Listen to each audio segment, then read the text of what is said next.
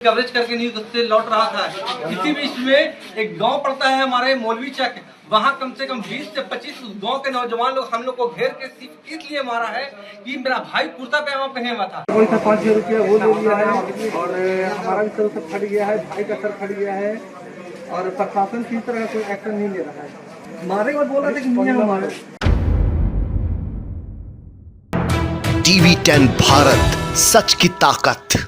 पहलगाम में हुआ आतंकी हमला दुर्भाग्यपूर्ण था और उसकी जितनी निंदा की जाए उतनी कम है। निंदा करने से या उन परिवारों के प्रति सांत्वना व्यक्त करने से भी उन परिवारों का जो दुख है वो कम नहीं हो सकता दोस्तों, और इसमें कोई दो राय नहीं है। इसकी वजह से आज पूरा देश एकजुट खड़ा है। पूरे देश के लोग, चाहे वो किसी भी धर्म से हो, किसी भी जाति से हो, पंथ से हो, वो एक साथ खड़े हैं और ये कह रहे हैं साफ साफ कि देश की सेना, देश की सरकार इन देशद्रोहियों के लिए, इन आतंकवादियों के लिए या इन आतंकियों को पनाह देने वाले देश के लिए कोई भी निर्णय लेती है तो हम उसके साथ खड़े हैं, हम अपनी सरकार के साथ खड़े हैं। ये बार बार कहा जा रहा है, लेकिन क्या इतना सब कुछ कहने और विरोध जताने के बावजूद भी हर एक हिंदुस्तान के मुस्लिम नागरिक को अपनी नागरिकता पेश करने के लिए बार बार सफाई पेश करनी पड़ेगी? अब कुर्ता पजामा पहनना भी गुनाह हो गया है। ये मैं क्यों कह रही हूँ, इस खबर में बताऊंगी, आखिर तक इस वीडियो को जरूर देखिएगा। नमस्कार, मेरा नाम है जयंती झा और आप देख रहे हैं TV10 भारत।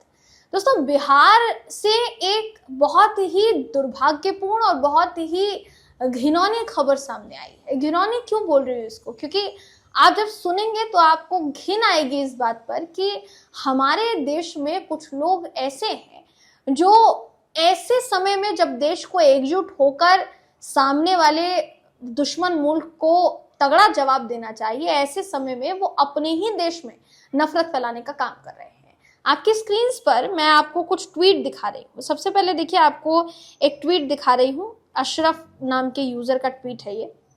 अपने ट्वीट में इन्होंने क्या लिखा, अभी फिलहाल के लिए इनका जो ट्वीट है ये तो देखिए डिलीट हो गया है, और भी कई यूजर्स ने इसको लेकर ट्वीट किया है। कविश अजीज नाम की यूजर हैं, वो ट्वीट में लिखती हैं कि कुर्ता पजामा पहनने पर मुस्लिम पत्रकारों पर हमले हो रहे हैं। दानिश बिहार के एक पत्रकार हैं, देर शाम न्यूज़ कवर करके अपने भाई के साथ लौट रहे थे, तभी 2 दर्जन लोगों ने उन पर हमला कर दिया।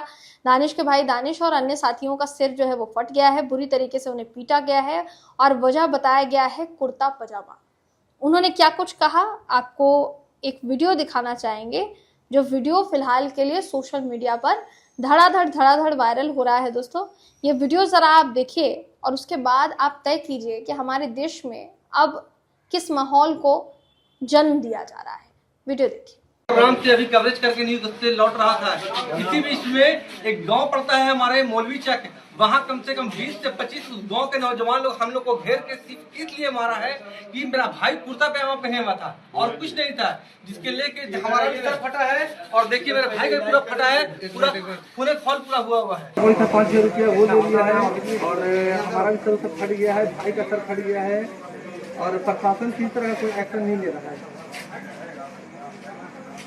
अरे हम लोग गवर्नर साहब के प्रोग्राम से लौट रहे थे और इस बीच में एक मौलवी का जगह पड़ता है, वहाँ पर हम लोग को पकड़ के अंधेरा में 20-25 को लगभग गाँव को पकड़ लिया।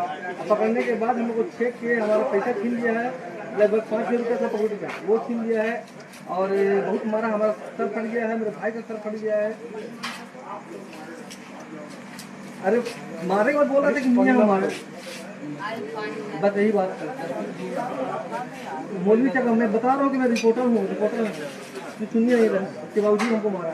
तो जैसा आपने वीडियो में देखा, साफ साफ इस वीडियो में नजर आ रहा है कि एक पत्रकार जिसका नाम दानिश बताया जा रहा है, उसका कहना है कि मैं और मेरे साथी एक जगह से निकल रहे थे, एक गांव था, और उस गांव से गुजरते वक्त क्योंकि मेरे साथी ने कुर्ता पजामा पहना हुआ था तो हमारे ऊपर उन्होंने हमला कर दिया, और जिन लोगों ने हमला किया उनकी तादाद तकरीबन 20 से 25 बताई जा रही है।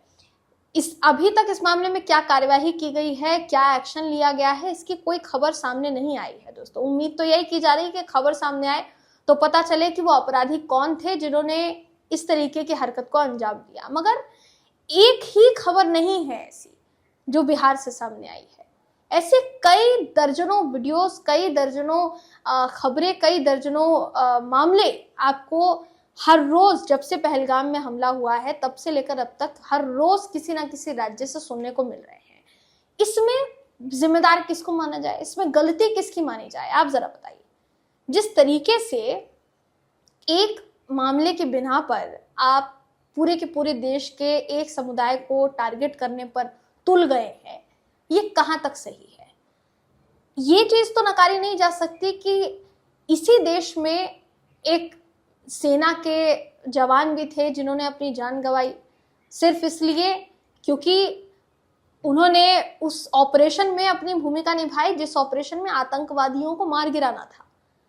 और आज हमारे देश के कुछ लोग हैं जो इन शहादतों को भी ध्यान में नहीं रखते और सिर्फ धर्म के नाम पर, मजहब के नाम पर लोगों को बांटने का प्रयास कर रहे हैं।